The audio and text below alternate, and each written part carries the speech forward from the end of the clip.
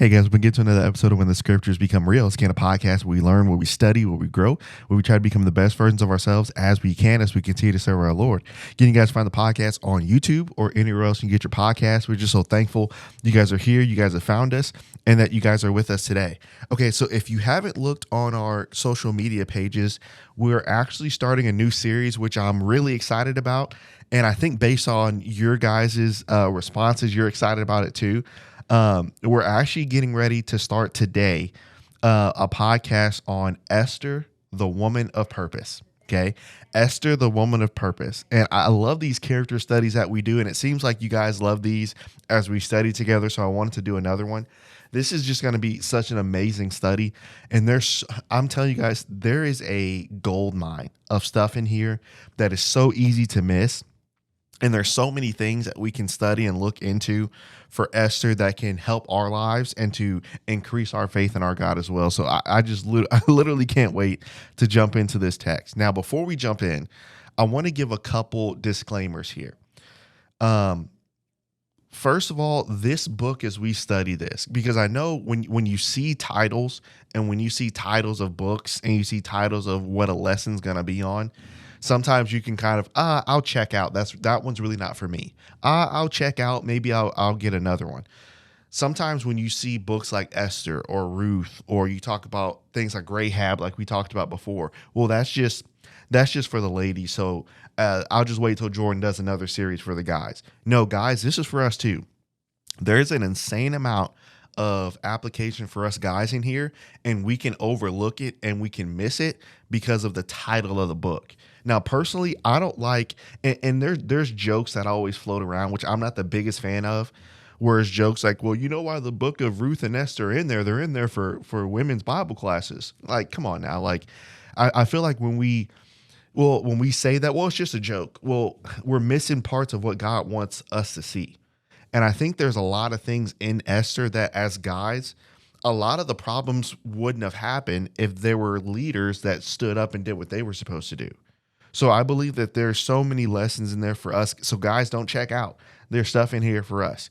Okay. So also, number 2, I would advise you as we're moving forward in this, that you would take notes. You see, if you're watching the video portion right now, you see I've got my tablet out and I've got my Apple Pen. I'm ready to go. I advise you, if you're with a friend or if you're with a group, or if you're using this as like a teaching aid or just for yourself, I would advise you to take notes, because it's good to have this communal study feel. And as we take these notes together, this is how, when you guys reach out, which is amazing, and I can't wait to hear from you guys as you reach out on this podcast, we can go back and forth and we can check these notes and we can add to it and maybe take away, and we can really build this study up together as we do this. So if you're new to the podcast here, this is the type of podcast family that we have. It's absolutely incredible. So we want you to be a part of it, and we want you to reach out, right? Whenever you reach out, it'll be directly to me. We'll study, we'll talk, I'll listen. It's just an incredible family atmosphere that we have as we're studying, okay? So those are kind of the 2 quick disclaimers. Okay. So as we jump into this, what today's podcast is going to be, we're not necessarily going to jump right into the book of Esther. What we're going to have to do is we're going to have to give a prequel podcast. So this is going to be a prequel.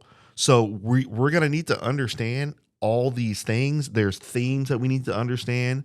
There's certain relationships that we have to understand before we can dive into the book of Esther. We have to get the picture. So here's where we want to go. I want you guys to think about the concept of friendship. Okay.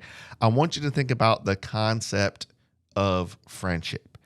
When you think about friends, God was friends with people in the Bible, right? Friends with Abram, friends with Moses.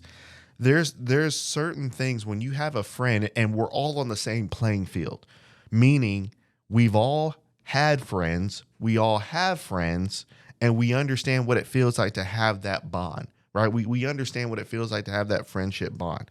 Now, within a friendship, something special happens within a friendship or a bond between a person and another person, or a person and a group of people. And it's called a promise. And sometimes promises happen within friendships. And the reason why it happens is because we're so close, your promise and the things that you say, it holds a little bit more weight because you're my friend, right? So you got to think about God, right? God was friends with Abram, with Moses, and God made promises with them. Think about Genesis 12. God made a promise to Abram, right? God made another covenant or promise, right? We even see that with Jonathan and David in our series that we looked at. So there's promises made between friends. But sometimes what happens is when you have two friends, sometimes what happens is a promise is made, and on one side or on both sides, sometimes that promise is broken. Now, in terms of whoever God is friends with, he never breaks his promises, because remember, Peter talks about that. God is not slack concerning his promises. First John talks about that, talking about God is faithful. So he never breaks his promises. But sometimes between us and as we are friends with God, sometimes promises are broken. And when a promise is broken between a friendship or between two people, then you have three sets of people of how they deal with it. Okay. The first set of people, when a promise is broken, they are hurt, but they want to make it right. Right. So they understand, yes, that hurt. Yes, that wasn't right. Yes, that didn't seem fair. But because I care for you so much, I really want us to be cool. Like I really want us to work, because our friendship is what I value more than the problem that we had or have. So you have that set of people, right? When a promise is broken. Then you have a second group of people. They're hurt and they feel like it's unfair. They feel like it's wrong what happened. It feels like it's not right. How could a friend do something like that? And so what they want kind of like they want an offering given. So meaning you hurt me to such a level so that you have to repay me in a way that satiates the hurt that I felt. Right. So in order for me to feel normal again, in order for things to be like they were, you have to offer me something, or you have to do something to such a level of the way that you hurt me. You have those set of people. Then you have a third set. And this third set of people, they love extremely, extremely hard. But sometimes when you love hard, it means you hurt hard too. So when this group of people, when they're hurt by a friend, when promises are broken, when something isn't the same of what it was, their hurt is so deep, and their hurt is so they're so distraught that the only thing that they feel like they can do, because they hurt so bad, they feel like they can't forgive you quickly. They feel like even if you did offer a hand, or even if you did offer an olive branch, that wouldn't be enough because it hurt too much. So the only thing that they know how to do is resent you. That's the only thing they know how to do. And so when you think about where we are in scripture as we're going back in time, we're looking at the theme of where Esther is built. Esther is on a main stage, but there's a stage outside of that stage. And that stage is between God's people and between God, between two promises. And we've seen that before, right? We've seen it from the book of Job. Job had a stage, but there's a bigger stage outside of Job's stage, and that's between God and that's between Satan. There's a battle there. It's the same thing happening here. So when you look at the themes all throughout the Old Testament, there's a main stage with a main character in it, but there's always a bigger story and a bigger theme outside of that too. So this is where we are. We're between two people. We're between a people in Israel, and we're between God. And throughout history, sometimes Israel didn't keep their promise to God. But then sometimes from Israel's perspective, God kept his promise, but I don't like the way that God fulfilled it. Now, at this point, we have Israel. Israel had been committing harlotry against God. That was the thing that they always loved to do, commit harlotry against God. Their heart was turned from him. So now where God's people are in Babylonian captivity now. Well, God, you said you'd always be there. God, you said you loved us. God, we're your chosen people. If a person that keeps their promises, a person that says they're our friend, that says that they're our God, why would you save us and you put us in captivity? That's the way and that's the vehicle that you use to save us. That doesn't sound like a friend. That doesn't sound like someone I should trust. That shouldn't sound like someone that I should put my full faith in because I don't agree with what you're doing. Here's where we're going with this. You have to know where you are and where you stand with God right now. Before we even hop into the book of Esther, you have to understand where you stand with him. So are you kind of like the first party to where you don't understand what's happening, but because you value your relationship with God so much, you just want his presence. You just want to make it right with him. Are you in that group? As your friendship with God, as it has matured through the years, when God has done things that you didn't understand, when things have hurt, when things have gone in ways that you didn't think it could ever possibly go, are you like the second group of people like we talked about? Are you waiting on God to give you some grand gesture, to give you some grand blessing, to give you some like an amazing person as almost kind of like a peace offering for you to say, okay, I trust God now? Are you that person? Are you sitting here and you're waiting and you're waiting on God to give you something in order for you and him to have that relationship? You're just waiting on him. Or are you like that third party? Things have happened to such a level. The love that you had for God was so strong and it was so pure and it was so lovely and it was so innocent to where all you've ever wanted to do was please the God of heaven, to love him, to cherish him, to share his word with others, to encourage people, to uplift them, to challenge them, to walk with them, to be friends with them. And then things happen and it seems like God is just sitting there and he's watching it. And it's almost like in your mind, you feel like God is okay with it. Why are you okay with this, God? My love for you was real. My promise to you was real. I loved you to such a level. And why are you just letting calamity after calamity happen and you're sitting in heaven and you're just okay with this happening? Now you have a hard resentment towards God. We have to know before we even dive into the book of Esther, we have to know where we stand with him. And a lot of us stand in different places. And here's the beauty of what we're going to see. And you guys are going to see this as we truly dive into this book, verse by verse. You're going to see that no matter where you stand with him, God is always in movement to pursue you. He's always in movement to pursue you. And I love it because as we look at this, there's different sets of people in different places in their faith in this book. But God pursues all of them. And even in our backstory, God is still pursuing his people, even though they're in Babylonian captivity at this time. Now, let's keep walking through history. Now they find themselves in Babylonian captivity. Now, in the book of Daniel, right, if you're taking notes with me. So in the book of Daniel in Daniel chapter 2, Nebuchadnezzar has a dream. The dream within that Babylonian captivity, the dream is a statue, and there are certain levels to that statue, right? And you can read that in Daniel chapter 2, but for sake of time, we're not going to go through that. But when you see the statue that's written in Daniel, he tells the king Nebuchadnezzar, the most powerful king at the time, you, O king, are the head of gold. You're the head of gold. But then the next kingdom that's going to overtake you is the Medo-Persians.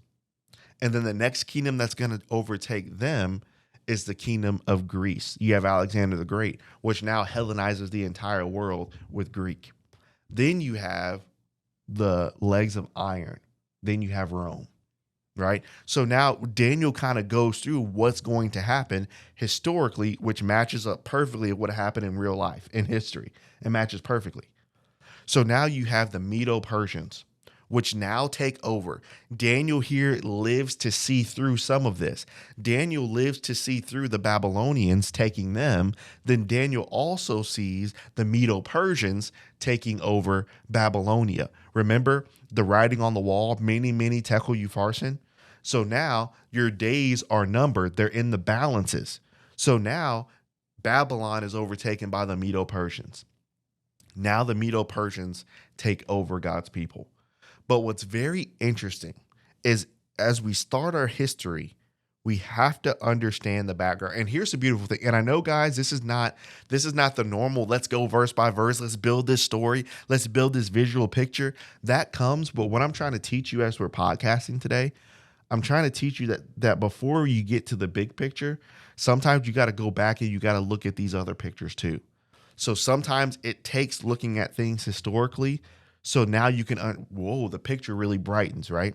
So now look at Ezra chapter 1. Now this is where we begin, right? Ezra chapter 1. Now we're going to begin in verse number 1. Now we're going to dive back in history and we're going to understand what's happening. Now, King Cyrus is now king. Now, he's the king of Persia. Now, where was Daniel before?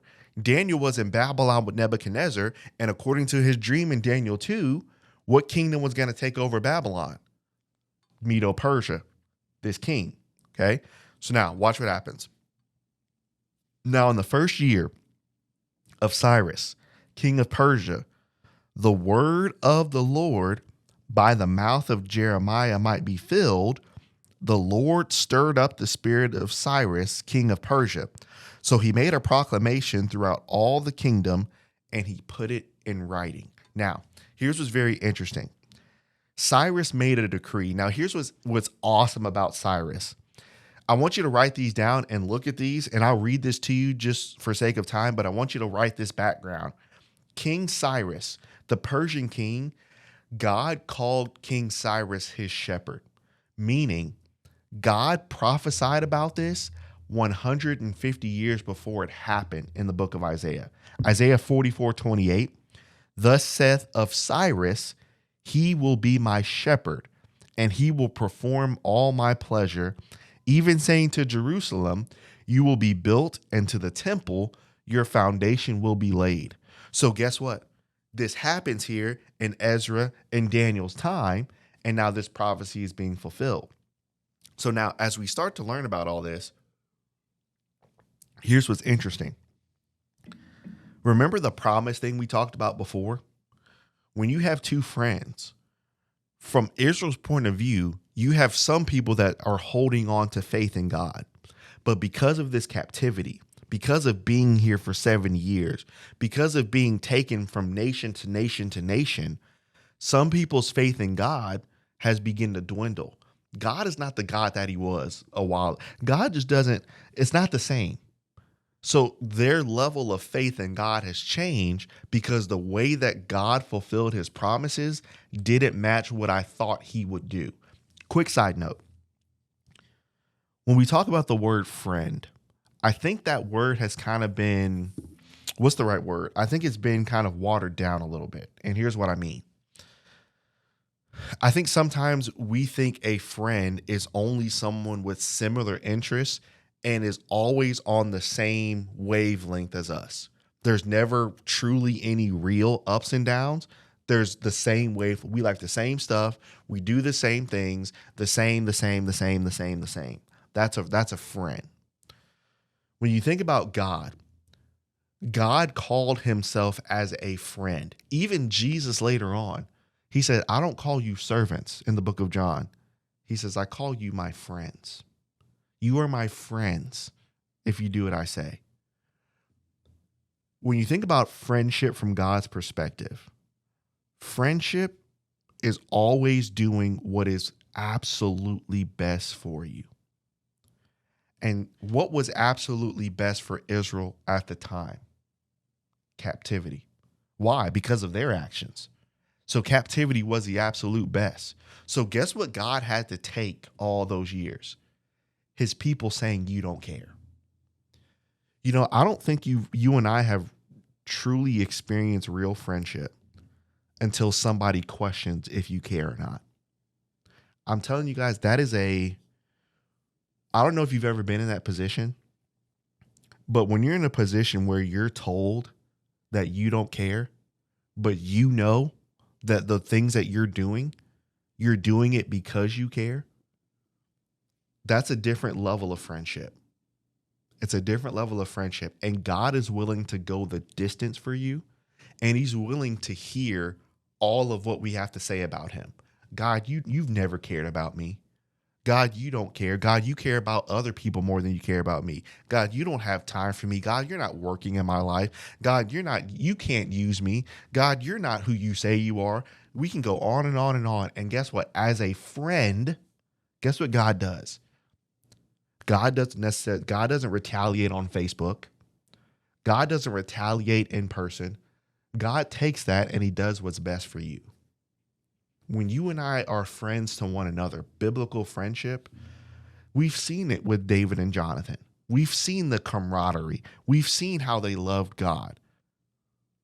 But they each did what was best for the other one. Even if that meant, I can't stay here. God was doing what was best for Israel. And what's best for you right now is captivity. That is what's best. And that's where God's people are. So as God is keeping his end of the bargain, it may not look like what their friend, what Israel wants it to look like, but God is trying to show that I am fulfilling my promise to you. And at the same time, what's so beautiful about God, as I'm fulfilling my promise to you, I'm still working on your heart too. I'm changing you within this at the same time. When we look at God and when we look at his promises, and you can study God's promises, and that's a beautiful study. But sometimes what happens at the end of that God's promises study, then you begin to compare and look at your own personal life, and you begin to think, well, I just don't see God's promises for me. But and it's a weird feeling too, because you could see God's promises for those around you. And it's like, what are you missing? Like what do you don't have that everybody else has? It's like you're missing a piece, right? It's like you're missing a piece that you don't have. And it's like, why has God forsaken you? And as we're going to continue, you're going to see that's where his people's mind begins. So now, Cyrus was prophesied that he would let God's people go. God is keeping his end of the bargain, right? Now, they had already spent 70 years in captivity. Now, remember, God said, I'm going to use Cyrus as my shepherd to lead my people outside of the captivity that I promised that would happen. I promised captivity, but I also promised the way out. Now, the way out is actually here. It's here in real time. Now, here's what else is interesting about verse 1. The first year of King Cyrus, the word of the Lord by the mouth of Jeremiah. Here's what's interesting. When it says the word of the Lord by the mouth of Jeremiah, Jeremiah is just referencing his writings here. So here's my question. Who then is showing King Cyrus, who is going to let God's people out, who do you think is showing King Cyrus Jeremiah's written record of all these prophecies? Daniel. How cool is that? Daniel is probably showing King Cyrus about these prophecies. Interesting note about Persian kings. Persian kings, they love the idea of prophecy. They loved it. They enjoyed studying it. They enjoyed looking at it. They enjoyed seeing, okay, when something was said, was it actually fulfilled? Like it was enjoyment for them. So imagine Daniel using that to his advantage. Hey, King Cyrus, look at all these prophecies written in the book of Isaiah. Look at all these prophecies written in the book of Jeremiah. And guess what? They were talking exactly about you. Now think about so now what does the Bible say? It says, and the Lord stirred up the spirit of Cyrus. Now, I will never put it past God, because God is a supernatural God. Could God have stirred his heart up in supernatural ways? I'm never saying God can't do that. But here's a thought. What if God used Daniel and the prophecies of Jeremiah and Isaiah and the times that they were in captivity? What if God used all of that evidence to stir up Cyrus's heart. It could be very possible. Could be very possible. Now, quickly, go to Jeremiah chapter 29. This is insane. Go to Jeremiah chapter 29. I love this background stuff because I'm telling you guys, this is what's going to make Esther pop. Okay. This is what's going to make Esther pop as we study this and as we begin part 1 next week. So let's begin in verse 10 of Jeremiah chapter 29. Now, here's possibly what King Cyrus could have read about what he was going to do and about how God was going to use him. Verse 10 of Jeremiah 29. Thus said the Lord, that after 70 years are accomplished at Babylon, I will visit you, and I will perform my good word towards you in causing you to return to this place. For I know the thoughts that I think towards you. Stop right there. What have we been talking about since the beginning? What's the bigger theme here, guys? The bigger theme is a friendship between Israel and between God. What do you think Israel, as a friend, what do you think Israel's saying about God right now? Why would you do this? Why would you let us be taken captive? Why would you put us in this situation? Why would you assimilate us to such a terrible environment and such a terrible society? That doesn't sound like a God that cares. That doesn't sound like a God that keeps his promises. That doesn't sound like a God that cares for us and guides us through everything. That sounds like a God that has forgotten me. Think about your personal life. God, why have you set me in the place that I'm at? Why have you isolated me in such a place? Why have you let so many things be done? Why have you let so many things be said? Why did you let so many things be taken away? Why did you let me lose time and time and time again? How come no matter what I do, no matter how much I love, no matter how much I encourage, no matter how much I'm there, I always find myself losing. I'm always at the bottom of the barrel. That doesn't sound like a friend to me. Why did you plant me in this exact situation? That doesn't sound like a friend. Is that you? You could be just like the children of Israel. But what's beautiful about the prophecy is think about what God is saying. God knows that all this stuff is getting ready to happen. This changes the context. Sometimes these verses here in Jeremiah 29, sometimes they're kind of written on walls and when you walk into houses because it sounds really good, and it does. But the context of this is I'm saying this before you guys are taken by this terrible nation, and you're going to be there for 70 years. But from God's perspective as a friend, before the calamity even happened, I know the thoughts that I think towards you. Let me give you guys a lesson. If you want to be a friend to those around you, I think you're going to have to learn like God is. You're going to have to learn to take people saying and people that you know and people that you've known for a while. You're going to have to take them saying you don't care. But at the same time, as they say that and as they feel that, maybe it's only between you and God because God understands what true friendship is. When you pray to God for them, when you pray to God about how to encourage yourself in those moments, I know the thoughts that I think towards them, God. They think I don't know. Groups think I don't know. Other people think I don't feel. Other people think that's what they think, and that's okay. But I know the thoughts that I think about them. Be with me not to retaliate. Help me to be a peacemaker.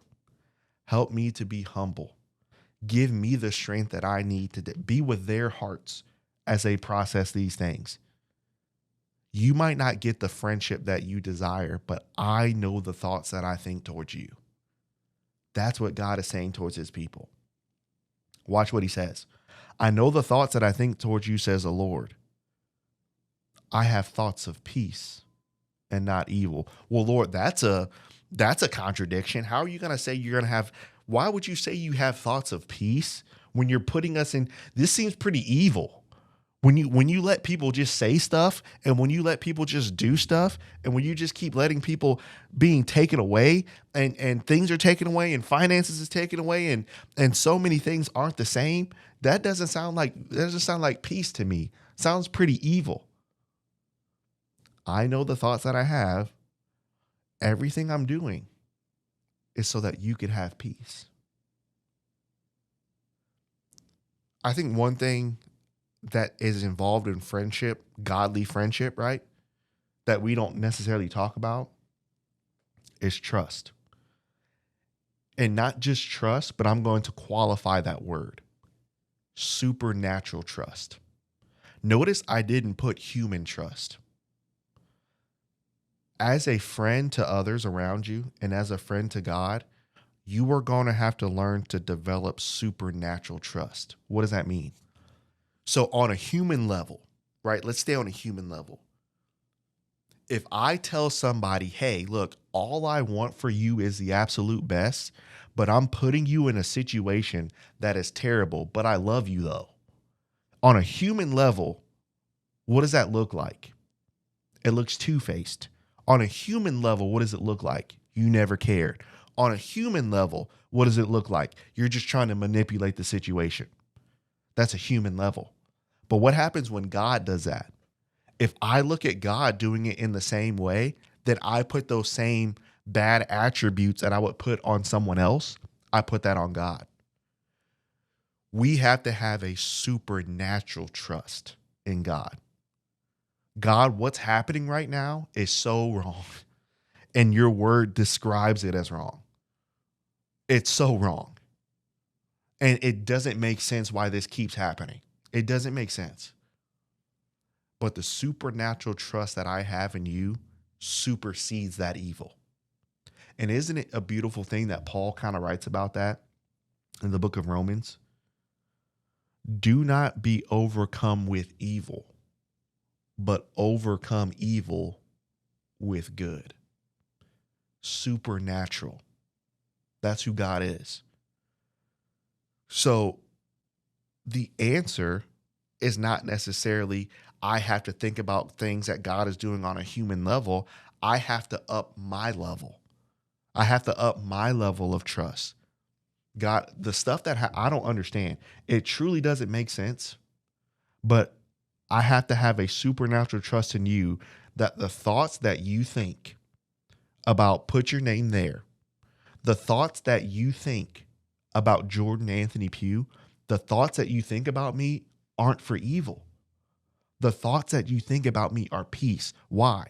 Because I'm your friend. You see, biblical friendship is different. It's a supernatural thing. It's not a human surface level thing. Friendship is supernatural. And I don't know about you, but that's the type of level that not only I want to have with God, but that's the type of level, even if my friends here on earth don't understand stuff sometimes, and even though I may never get the chance to explain, I know within my heart, I know the thoughts that I have. I know the thoughts that I have. Isn't that a beautiful thing? It's different. That's a different level, right? And this is what we're looking at. Verse 12. Then you will call upon me. Now, again, let's keep this in context as we're reading. Potentially, Daniel is showing this to Cyrus. Then you shall call upon me, and you will go and pray to me, and I will listen to you. You will seek me, and you will find me, when you will search for me with all of your heart. I love how God threw that in there, because before Babylonian captivity, and even sometimes within the captivity, what did Israel always find themselves doing? Committing harlotry with their heart towards God. So God is using this captivity as a peaceful thing, because he knows that this calamity, he knows that this struggle, this is the only thing from a good God. This is the only thing that's going to purify you. And he says, when you get to the point where you begin to search for me again as your friend, when you begin to try to find me again as your friend, when you reach out to me again as your friend, you will find me. And notice, You'll find me under one condition: when you search for me with all of your heart. So now think about what God is seeing. You're committing harlotry against me, but at the same time, you want me to do something about it, but you haven't given me all of your heart. What this captivity is going to do, it is going to humble you to such a level to where now you remember these things can't and will not deliver us. Only God will. So when I get to that humble point, when I understand that all I am, according to the book of Psalms, God knows that we're just dust. He understands that. I'm filled with filthy rags, according to the book of Isaiah. Then when I search with God for all of my heart, now what happens? I find my friend that I lost. And I finally understand everything that you were doing for me, you did it for me for my good. It's a beautiful thing. Sometimes we see this on earth, and it's very rare. It doesn't happen every day. But there's people in your life that at the time when they made decisions, you didn't understand, and you were probably pretty angry with them. But as you live life, as God has guided you, as they live life and God has guided them, you begin to see, man, what you did, the sacrifice that you made, the things that you said, the things that you were doing that nobody even saw. It makes sense. And I didn't see that. So now think about how we view God now. If we search for him with all of our heart now, after going through those hard times, Lord, it makes sense. It makes sense. Now, guess what? Now the friendship brightens. Keep that word in mind, brightens. Okay. Keep that word in mind. Verse 14. And I will be found of you, saith the Lord. I will turn away your captivity. There's your 70 years. And I will gather you from all the nations and from all the places where I've driven you, saith the Lord. And I will bring you into the place whence I caused you to be carried away captive. It's a beautiful, beautiful thing when God extends his hand again. And this is what's happening here in Ezra chapter 1. So imagine Cyrus reading that and Cyrus looking at Daniel and Cyrus saying, this prophecy, this is about me, and your God wants to use me to do this. You will be free. Then he makes the proclamation. So that's verses 2 through 4, right? And read that. And Cyrus even gives them material. Cyrus gives them protection. Cyrus does everything that God said he was going to do. But just like we said in the beginning, God is there as a friend. You see, I told you I was just trying to purify you. My thoughts for you was peace. I was always there. Come back. Now Cyrus, now the Exodus, right? Now there's a departure, and they're able to go back and build the foundation of the temple. But there's something that we don't talk about. We talk about the 3 carrying aways, and there were 3 separate ones. But sometimes we don't talk about what happens within those carrying aways. So just like we talked about before, when God extends his hand, there's some that have just, all they've done was clung to that, and they take it and they go back. But then you have some who have gotten comfortable in Medo-Persia. You have some who've lost their faith in God. You have some who've continued to stick with harlotry. And they look at God. Where were you those 70 years? You say all this stuff. You say everything. You say you always cared. I don't know if you've ever had somebody say that to you, but it's a different feeling when someone just continues to question your heart. You said you cared. No, you don't. And it's almost like a sarcastic laughing in your face. You don't care. And then it turns into anger. You said you cared. You said you did these things. You said you would always be there. You said these things. You said these things. You said these things. But you know what? I'm comfortable here, God. on a friendship level. I'm comfortable here without you, Jordan. I'm comfortable here without you, God. Put your name there. I'm comfortable here without you weren't there. And so because you weren't here, I had to adjust. And I did. And it's almost like everything I've done was to prove to you that I could do it without you. Everything I've done. Everything that I've ever worked for. Every position that I'm in now, I want to prove to you, a so-called friend, that I could do it with you here and I could do it without you. That's how I'm speaking to God. That's how you can speak to friends that are around you. I just want to prove to you that I could do it without you. So you know what, God? I know you're letting people go back.